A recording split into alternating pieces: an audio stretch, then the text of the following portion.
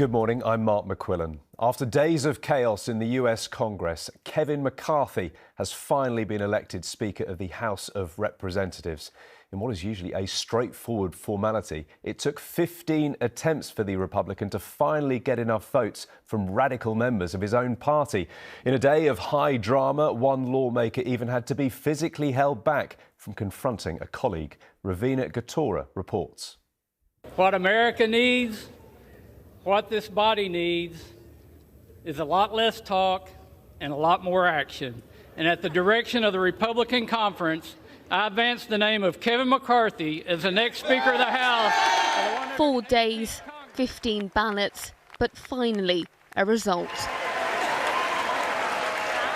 After a chaotic week in Congress, Republican Kevin McCarthy was finally elected House Speaker after a dramatic night. The Speaker, one of the most influential positions in US politics, responsible for leading one of the two chambers that make laws. Gates. McCarthy was on the cusp of victory in the 14th round, but fell one vote short.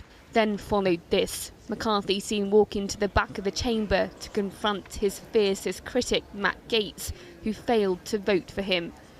Fingers were pointed, words exchanged, and at one point, Alabama's Mike Rogers, a supporter of McCarthy, had to be held back. But the bitter speakership battle, the longest since 1859, ended shortly after. The California congressman securing the win in the next round with the slimmest majority, just 216 votes. That was easy, huh? I never thought we'd get up here.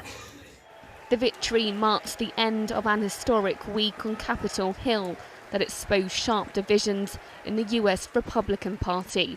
Ravina Gatora, ITV News. Elsewhere in the US, a 6-year-old boy has been detained by police after shooting his teacher. It happened in the state of Virginia yesterday. It's not yet clear how the boy got hold of the gun, but police say the shooting was not accidental. The teacher, a woman in her 30s, is in hospital with life-threatening injuries. I'm in awe, and I'm in shock, and I'm disheartened. And I really feel that we need to educate our children, and we need to keep them safe. Back here, rail passengers are set for a 5th day of disruption in a row. The latest 48-hour walkout continues this morning. It's being held by the RMT union in a dispute over pay and conditions. Talks with the rail minister are planned for Monday. Meanwhile, driving examiners in Wales and the south of England are continuing their strike, which lasts until Tuesday. The disruption will affect only practical tests rather than theory tests. And the Prime Minister Rishi Sunak will hold emergency talks with health leaders today over the growing problems in the NHS.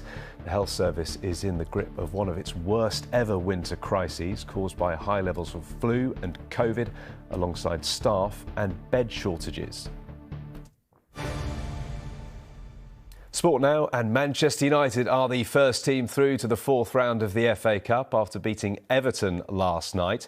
United took an early lead through Anthony before a mistake by goalkeeper David De Gea allowed Everton's Connor Cody to equalise. Cody then scored an own goal in the second half before a late Marcus Rashford penalty sealed a 3-1 win for Erik ten Hag's side. And one of Manchester United's most high-profile former players, David Beckham, has something to celebrate this weekend. His son Romeo has signed for Premier League side Brentford.